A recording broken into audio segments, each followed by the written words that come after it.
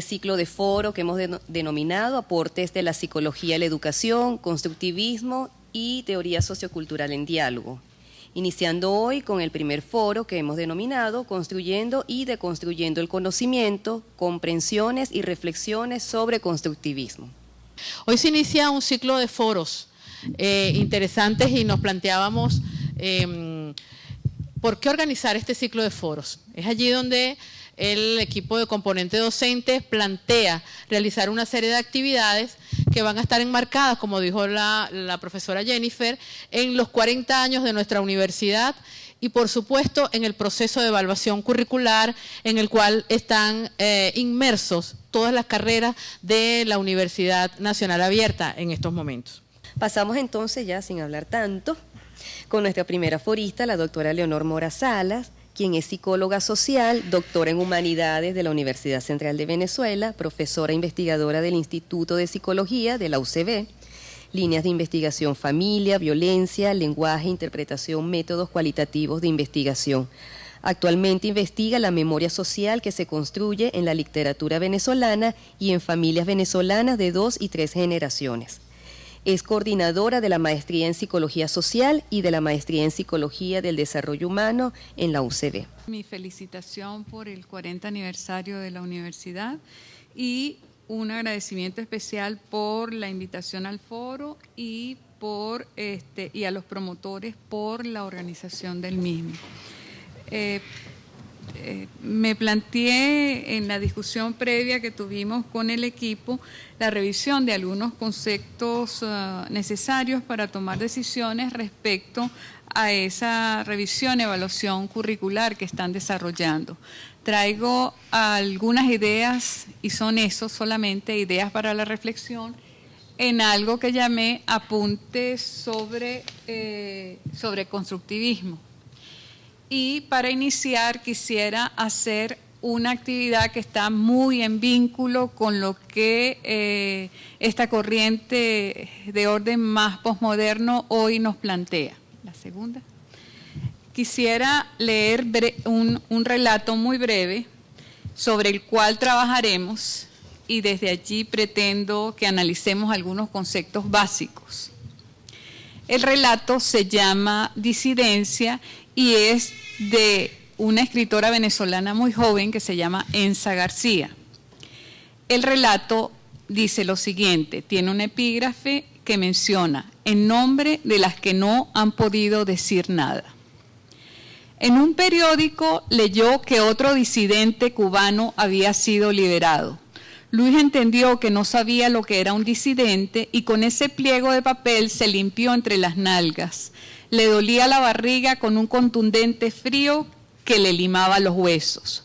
Mayra se dio cuenta que algo le pasaba a Luis.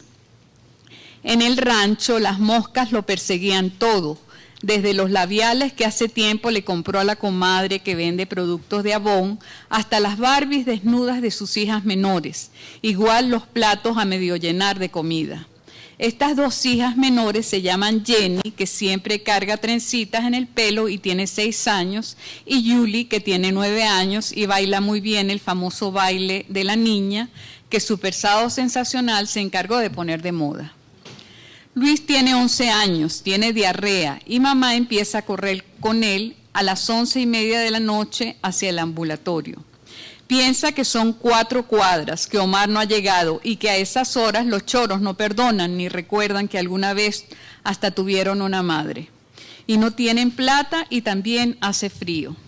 Da rabia cuando en una ciudad costera como Puerto La Cruz hace tanto frío. Es una paradoja, ¿no? Un sol derrapado que a veces achicharra las pestañas y de repente lo que pasa es que Mayra no usa esa clase de palabras como paradoja, pero lo mismo. Los sentimientos en su forma más íntima son nudos y universales. No tiene con quién dejar a Jenny y a Julie, además. En un noticiero dicen que otro disidente cubano ha sido liberado. Luis le pregunta a su mamá, entre mórbido y curioso, qué cosa es un disidente. Ella se restriega los ojos y sonríe, se arrepiente de no haber dejado a Luis ponerse el piercing en la lengua. Después de todo, es su niño. Lo tuvo a los 17 años y no pudo hacer el viaje para Mochima con las amigas del liceo. pero es un niño. Creo que un disidente es alguien que no está con el gobierno, dice. También tiene miedo de dejar solas a las niñas. Mayra es fea y ordinaria, pero corre tanto como Lance Armstrong en el Tour de Francia. Acuesta a las niñas, las besa. No siempre las besa, pero había que hacerlo. Y cierra con llave la puerta del rancho. Hay gente en la calle, algunos con franelas y gorras rojas. Corre con Luis hacia el ambulatorio, a ver si lo atienden en la taguara esa que tienen por ambulatorio en el barrio. Pero este cuento es sobre Jenny y Julie. Estas niñas que son muy malavidas, muy mal habladas, pero muy lindas, se habían quedado dormidas. Julie soñaba que estaba en la feria de comida de Plaza Mayor. Jenny se movía mucho y rara vez soñaba.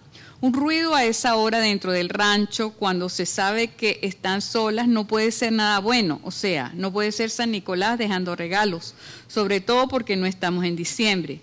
Es José, de 26 años y con una cicatriz en la cara, siempre hediondo y desempleado, entrando por el techo del baño. Mayra lo había advertido cuando salió con Luis y no le gustó la causalidad. Es como quien ve una culebra cerca de un pollito.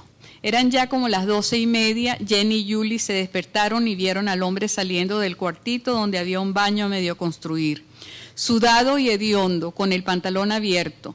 Ninguna pudo gritar porque en esos momentos en ciertas personas, y uno nunca puede imaginárselo, las gargantas quedan inútiles, como disidentes de uno mismo, otra paradoja más. Las niñas están más cerca que nunca, presencian una cosa que nunca habían visto. José toma con la mano derecha su pene. No puedo evitar ponerme pudorosa, podría haber dicho pinga o verga, ¿verdad? Y empieza a frotarlo con una delicadeza que uno no se espera en un ser tan sucio y vulgar como ese. Todo en cámara lenta. Yo creo que a Dios les gusta ver sus películas porno en cámara lenta.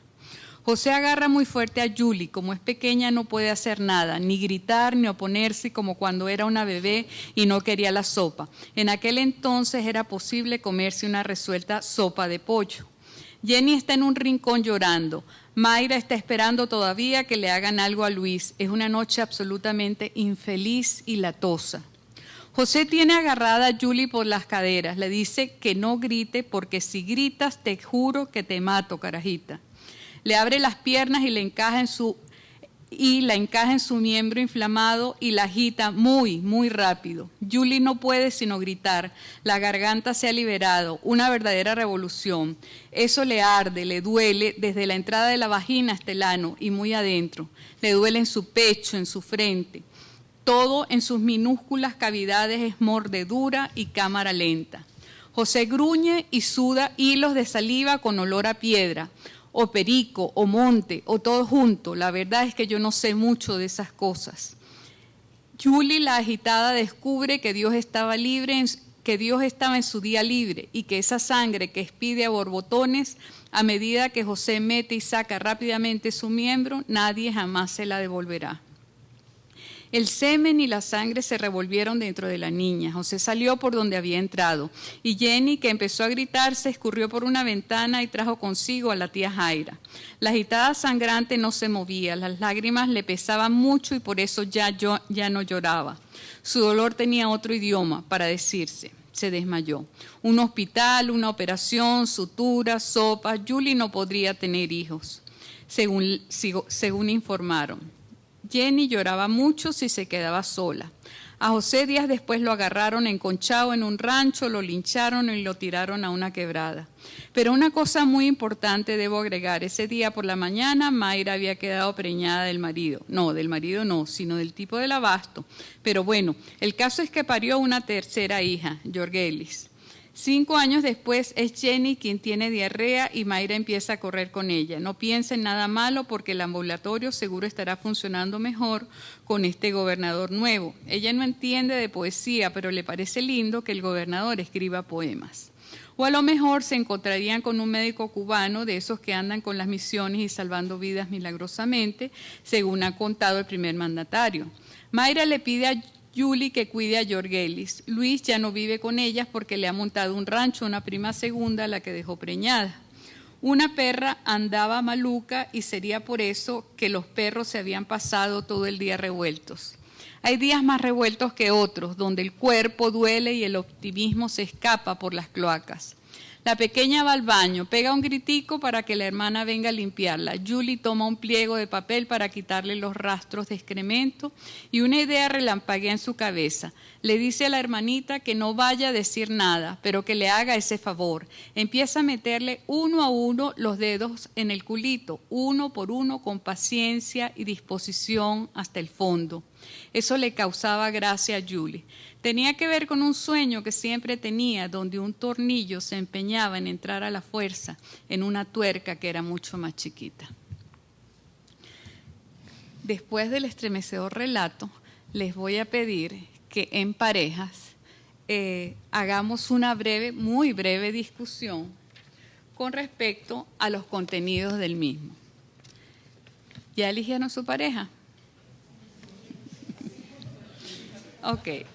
Vamos a discutir en grupo, tiene que ser muy breve realmente. Si lo hacemos de manera organizada, nos vamos a llevar 5 minutos que van a ser suficientes. Vamos a discutir, vamos a escuchar la instrucción para que no después podamos hacerlo todos al tiempo. Vamos a discutir en grupo los contenidos que ofrece el texto. Y de la discusión vamos a tratar de distinguir los acuerdos y disensos que se han derivado de esta discusión. 1, cuáles son los contenidos que ofrece el texto de acuerdo a la perspectiva de cada miembro de la pareja. ¿Qué contenidos ofrece el texto? 2, qué acuerdos y disensos surgen de la discusión que tengan ustedes. Vamos a tomarnos 5 minutos, no más.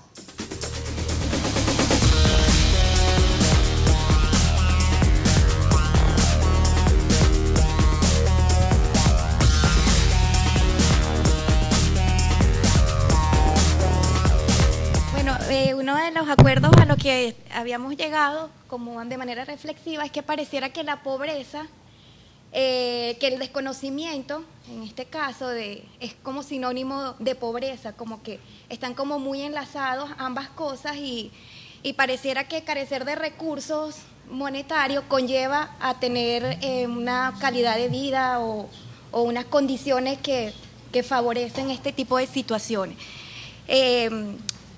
Otras reflexiones a las que llegábamos, bueno, es lo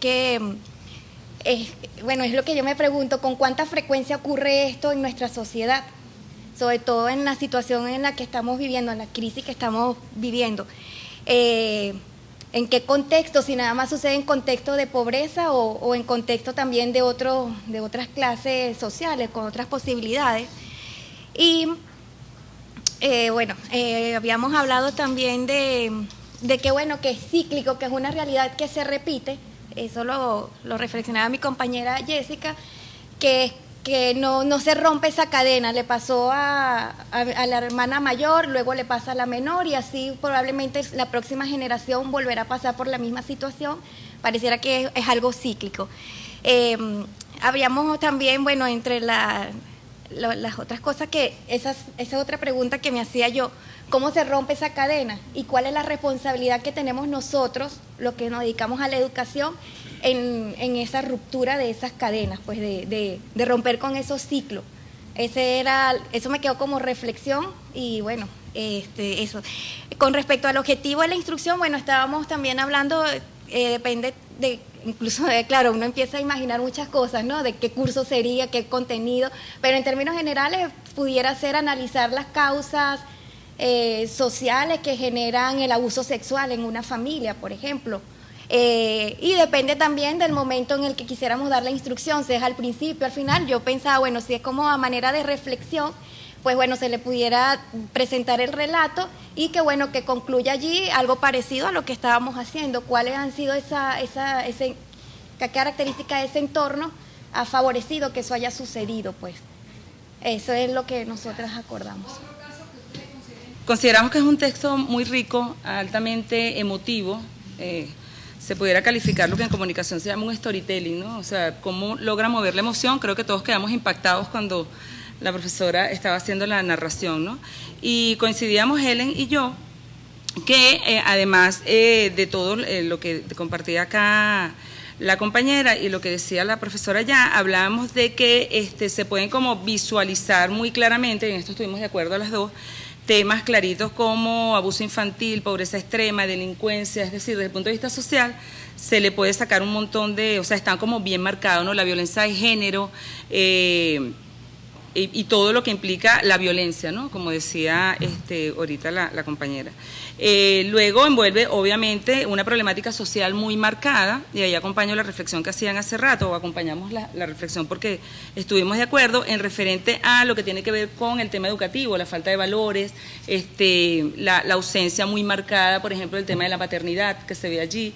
Por el contrario, el tema matriarcal que se ve bien marcado también en el texto, en todo momento se habla del tema de la mujer, aparece creo que como referencial el tema de un papá por allí, que decíamos nosotros pareciera un papá, pero no lo sabíamos, ¿no?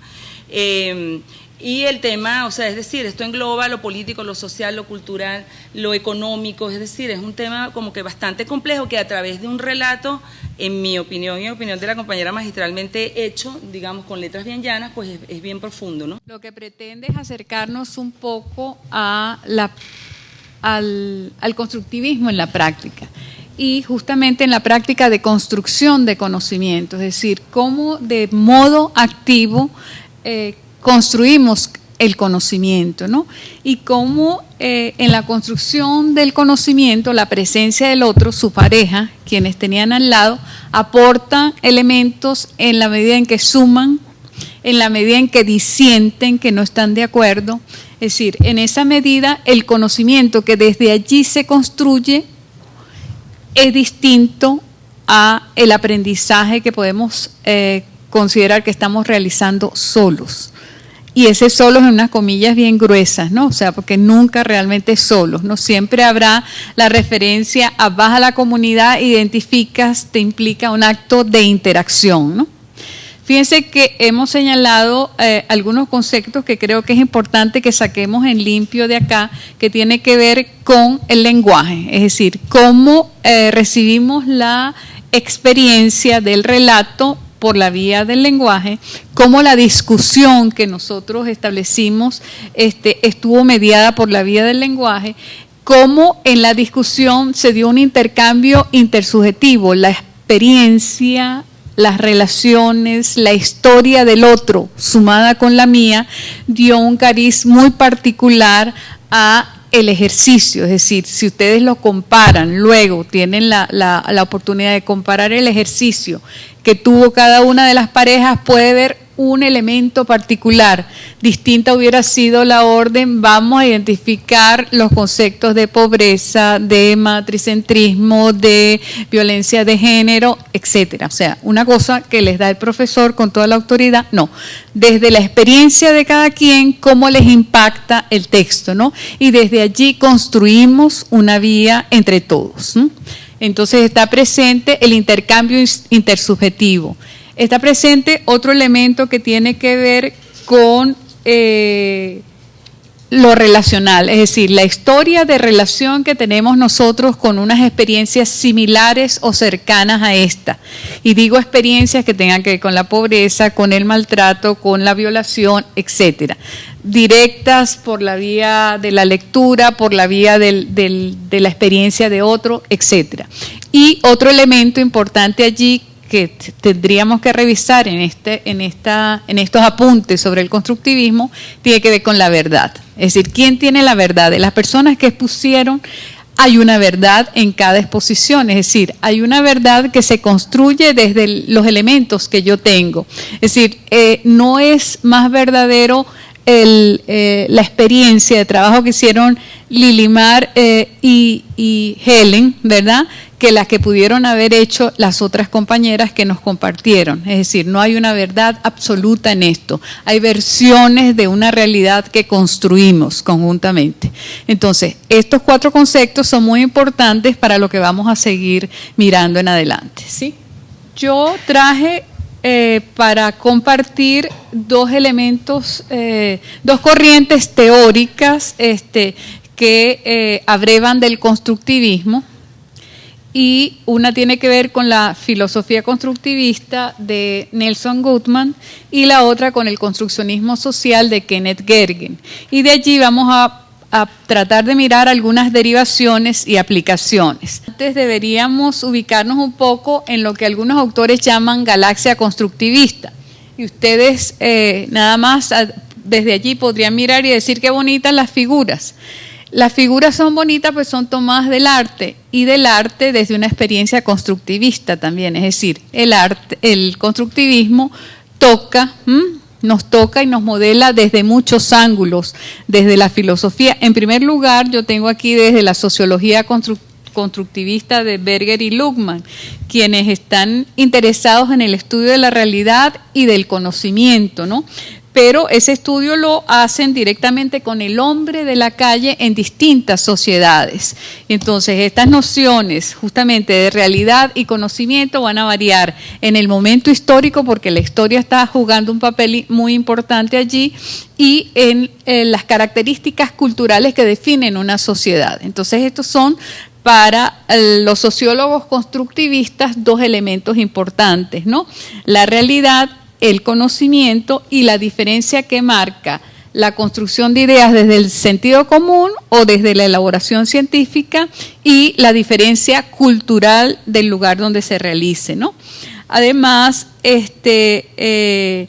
está otro de los elementos que está en cuarto lugar allí, que es otra postura, que es el paradigma constructivista de Guba y Lincoln, que orienta justamente desde el constructivismo visto con una perspectiva más posmoderna, plantea un acercamiento a la realidad de una manera bien particular, donde el lenguaje justamente está mediando la relación con esa realidad. Y no es que se desconozca lo concreto de la realidad, no es que neguemos que si salimos y nos atravesamos a la calle nos puede pisar un carro, es decir, no estamos negando eso, pero sí estamos admitiendo además que parte de la construcción de mundo que elaboramos lo hacemos desde el lenguaje con el otro, es decir, y esta perspectiva del paradigma constructivista plantea una relación científica con el conocimiento que nos posiciona allí con todo lo que tenemos, es decir, con nuestra historia, con nuestros valores, con nuestros temores, etcétera. Y desde allí nos relacionamos de una manera más directa en ese vínculo que dentro de la investigación tradicional marca una separación entre el sujeto que conoce y el objeto de conocimiento.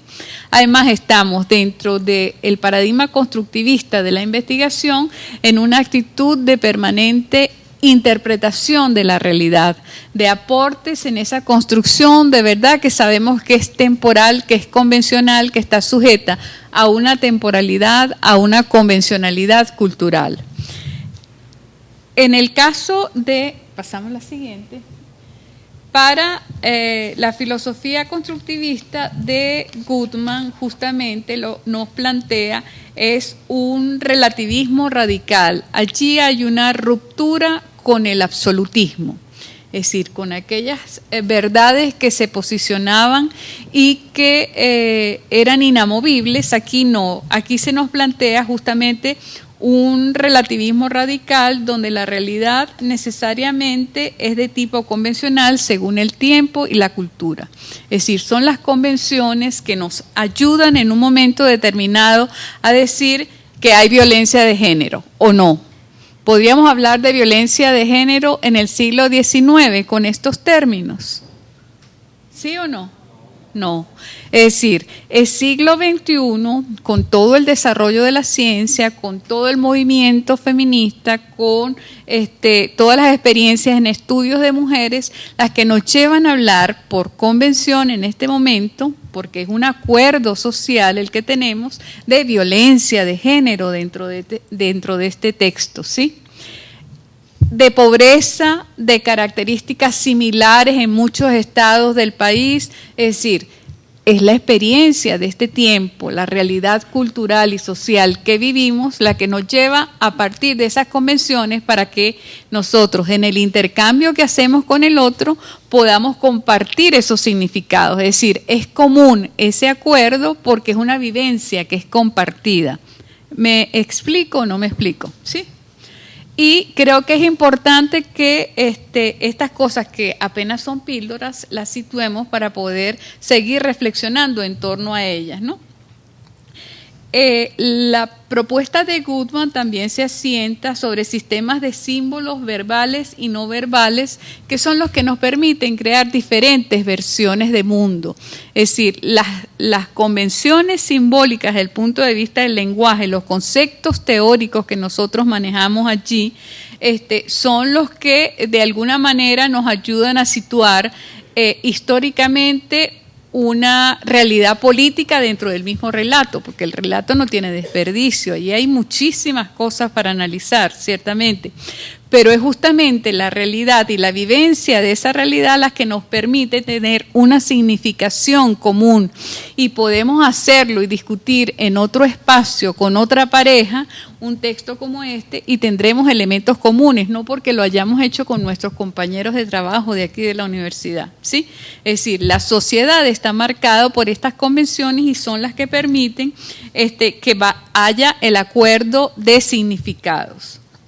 No hay un mundo que sea independiente de la versión a partir de la cual lo construimos. No es que es después el mundo y vino el lenguaje o primero el lenguaje. Es decir, la dinámica no es tal. Es decir, nosotros otorgamos el significado a algún hecho o evento porque hay una versión que lo complemente.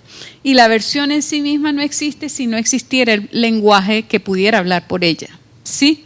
¿Me explico? Es decir, no es la primacía del huevo o la gallina sobre estos hechos, sino cómo el lenguaje ayuda a armar una versión específica del mundo, pero además a poder compartir esa versión que tenemos del mundo. Se dan cuenta de la importancia del lenguaje y del carácter dialogal que en este caso tiene el lenguaje. Es decir, esto necesitamos que opere, que crezca, que cambie en el tiempo por la interacción que mantenemos.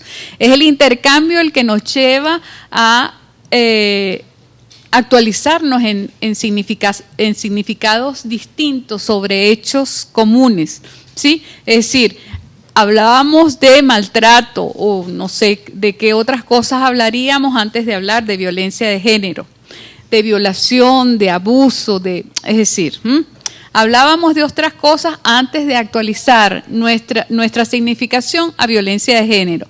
Y fíjese que esto no es un capricho, es decir, hablar de violencia de género supone toda una rama del conocimiento, toda una disciplina que nos lleva en este momento a hablar de violencia de género, ¿sí? Seguimos. Goodman nos plantea unas preguntas bien interesantes que son no para resolver aquí, sino para que nos las hagamos permanentemente y sobre todo en la práctica y en lo que queremos hacer en términos de la evaluación curricular, a ver qué papel tiene el constructivismo en ella, ¿sí? ¿En qué sentido podemos decir que hay muchos mundos? Hay muchos mundos porque hay versiones distintas del mundo que creamos, no solamente nosotros frente a otros, sino nosotros mismos frente a nosotros mismos en distintos momentos de nuestra historia de vida. ¿Sí? ¿Se entiende? ¿Qué es lo que diferencia a mundos genuinos de mundos inauténticos? Es decir, la correspondencia entre lo real, y lo discutíamos con el profesor Contreras ahora.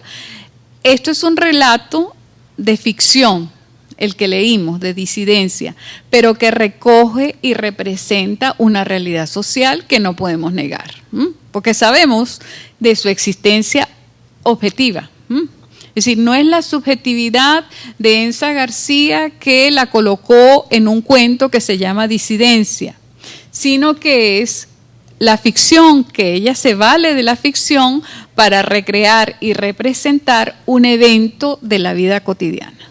¿Sí? Entonces, es un poco eso, ¿no? ¿De qué están hechos y cómo están hechos los mundos? Los mundos están hechos indiscutiblemente de hechos concretos, pero de palabras que hablan sobre ellos, que las colocan, que les dan una significación. ¿Cómo se relaciona la construcción del mundo con el conocer? Es decir, y lo podríamos evaluar todo esto desde la experiencia que tuvimos. Es decir, estamos al tanto de que experiencias como la violación de niñas en estas circunstancias ocurren más allá del número que podemos en algún momento ver en prensa o escuchar por la televisión. Es decir, estamos tan cercanos a la crudeza o estábamos tan cercanos a la crudeza que hace la literatura para acercarnos a la crudeza de un hecho que es real, ¿no? Es decir, cómo ella nos está de alguna manera señalando que hay una existencia de eso, que nosotros conocemos por número, que nosotros podemos suponer que esas cosas, que la vivencia de la sexualidad en el espacio, en la zona popular tal vez es distinta como yo la vivo en mi espacio. No sé, es justamente el conocer, el aproximarnos a esas nuevas versiones de mundo las que nos permiten como dar significado a nuevas cosas, alimentar o actualizarnos dentro del propio conocimiento que nosotros tenemos de ellas. La noción de verdad aquí para Goodman tiene esa particularidad de la que hablábamos, es decir, tiene una temporalidad determinada, porque las versiones se actualizan permanentemente. Es decir, si desde este abreboca que nos dio Enza García con el tema de la violación o el abuso o la fragilidad de la infancia, se constituye en un abreboca para sucesivas búsquedas y profundizar, investigar en torno a la violación infantil, esta verdad que construimos, que empezamos a construir ahorita, es una verdad que se actualiza en la medida en que nosotros profundicemos en la comprensión de ella, ¿sí? Entonces no podemos decir que una verdad es mayor que otra o que una es mentira y la otra es verdad. Es decir, son verdades que van en una construcción permanente. Existen tantos mundos como mundos distintos como verdades mutuamente excluyentes. Es un poco eso lo que nos intenta señalar Goodman. ¿Cómo es el mundo y cómo habría de ser el mundo si dejáramos al margen cualquier marco de referencia? Es decir, cómo poder hablar, por ejemplo, de la violación infantil sin tener una referencia cercana o remota desde la literatura, desde la experiencia del vecino, desde X. ¿Cómo hablar de ello sin tener un referente básico que nos permita avanzar en la comprensión del fenómeno? ¿Cómo poder conocer o ampliar el conocimiento si ese conocimiento no lo buscamos en la comunidad, por ejemplo, como la actividad que la profesora sugería? Es decir, cómo no interactuamos con otro para poder conocer acerca de eso.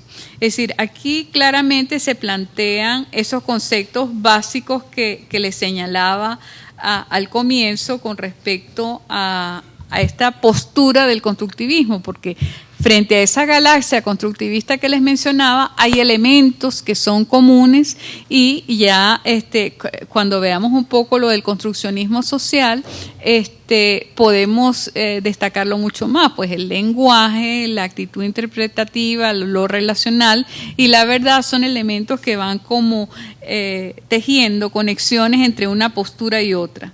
Existe una pluralidad de versiones correctas que son irreductibles a una sola y que entran en mutuo contraste. Es decir, no es que el otro tiene la verdad, es que la verdad la construimos y tenemos una versión particular de esa verdad. Una versión es verdadera cuando no viola ninguna creencia que no sea irrenunciable, ni tampoco quebranta ninguno de los preceptos y de las pautas normativas que le van asociadas. Es decir, no es que es cualquier cosa, es que son verdades bajo una convención que nos limita y reconoce al otro. Es decir, no es nuestra verdad o no es esta más verdad que otra verdad.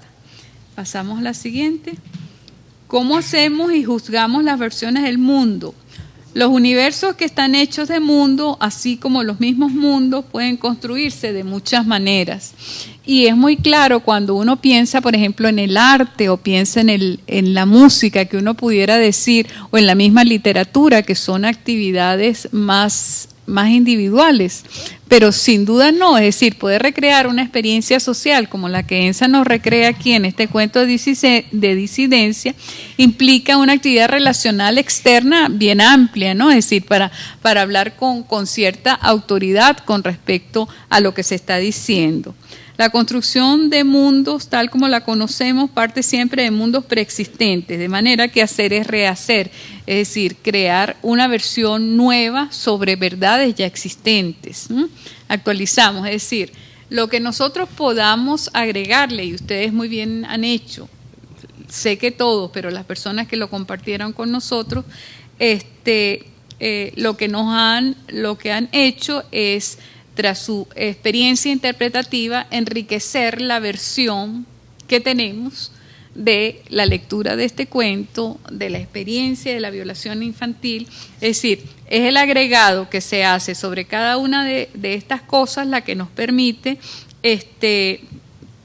poder tener actualizada la verdad, y léase aquí verdad como conocimiento, es decir, el conocimiento nuestro se enriquece a partir de ese intercambio. Y vamos a ver muy rápidamente, Helen, el construccionismo social que nos plantea Kenneth Gergen. Kenneth Gergen es un psicólogo social, y desde allí él nos señala que la construcción de conocimiento es producto del intercambio intersubjetivo.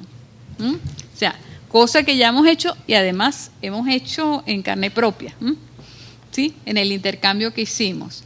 El mundo es comprendido por artefactos sociales, productos de intercambios situados históricamente entre las personas. Es decir, la práctica social es un elemento medular dentro del acto de producción de conocimiento. Es decir, el intercambio que nos pueda generar cualquier actividad va a ser un promotor mayor del conocimiento que tengamos. Su énfasis está en la generación colectiva de significados que se forman por convenciones de lenguaje y otros procesos sociales. Siguiente. Y hay dos elementos centrales que tienen que ver, que son importantes para el planteamiento del construccionismo social, que es la construcción social, es decir, cómo desde el intercambio generamos objetos o partimos de objetos y creamos instituciones, y esa creación de instituciones se revierte justamente en la construcción que hacemos, pero además le da una estabilidad. Pensemos en la legislación sobre el violador de hace 50 años y pensemos en la actual legislación del violador en estos momentos, es decir, cómo las prácticas sociales y el intercambio justamente modifican las instituciones. Y el otro elemento central que lo señalábamos tiene que ver con la historicidad. Lo social está construido intrínsecamente por la historicidad y su desarrollo modifica el contexto. Es decir, y de nuevo, las versiones que se actualizan con el paso del tiempo, con el intercambio cultural, etc. Y allí el papel que tiene la educación en la creación conjunta del conocimiento, ¿no? Allí señala Gergen que el desarrollo del conocimiento está vinculado con la acción social. El acontecer educativo es una práctica social, un logro de la comunidad. Es decir, la educación en sí misma supone la acción de muchos, no es la acción del profesor solo, no es la acción sola de los estudiantes, es la acción comunitaria, ¿no? Y todo conocimiento además es de creación común. Esto es casi un silogismo que construye Gergen, ¿no? Alrededor de esto hay como una serie de premisas que nos llevan al final a decir que justamente porque la educación está al servicio del conocimiento, porque el conocimiento es la base, tiene como base la creación común, entonces justamente el propósito de la educación debe contribuir a mejorar la participación en el proceso relacional.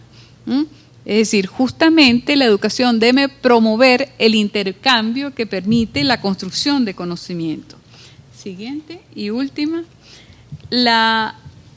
Un ejemplo que él menciona allí sobre la pedagogía relacional y la clase dialógica como ejemplo. El papel del diálogo aquí es como muy determinante, y el hecho de haberlos colocado en situación tenía la pretensión de hacer eso, de que ustedes pudieran ver y experimentar directamente cómo el diálogo es una base esencial dentro del proceso interactivo, dentro del proceso educativo.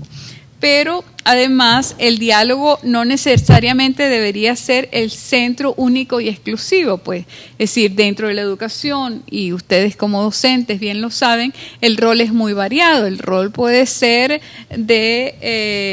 de autoridad que conoce y dirige algún momento de la sesión, pero la promoción del diálogo puede ser otro momento de la sesión donde sean los intereses, las prácticas de relación, la experiencia de los estudiantes la que genere los conceptos, como lo hicimos ahora, lo hicimos abierto, es decir, ¿cómo me impacta el texto? ¿Desde dónde me impacta? Me impacta desde la pobreza, me impacta desde la vulnerabilidad de la niñez, me impacta desde el esfuerzo y el sufrimiento de la madre, me impacta desde el futuro de los niños, es decir, desde dónde me está tocando. No es el profesor el que dicta los conceptos, es la experiencia relacional de los estudiantes y la puesta en relación en un momento determinado para una actividad, la generadora de nuevos conceptos. Por eso, allí, dentro de la pedagogía relacional y la clase dialógica como ejemplo, Gergen nos sugiere ampliar la participación e incluirlos a todos.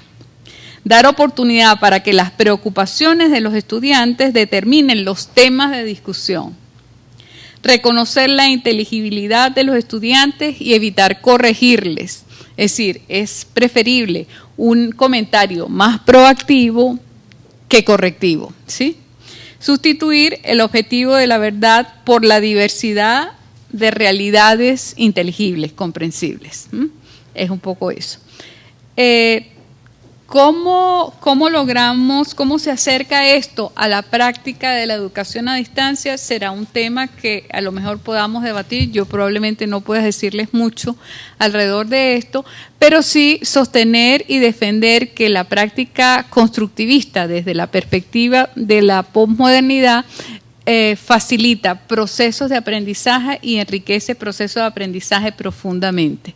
Es decir, y hablamos de constructivismo desde el constructivismo biologicista o neurobiologicista de Maturana y Valera. O sea, tenemos que hacer separación de cuáles son los elementos que nos deben regir en la toma de una decisión. Y creo, y con esto cierro de nuevo los conceptos que señalaba al comienzo: el lenguaje, el intercambio intersubjetivo, la práctica relacional y la verdad son elementos, la verdad entendida en los términos que le hemos comentado, deben ser como elementos que guíen decisiones y discusiones en futuro. Muchas gracias.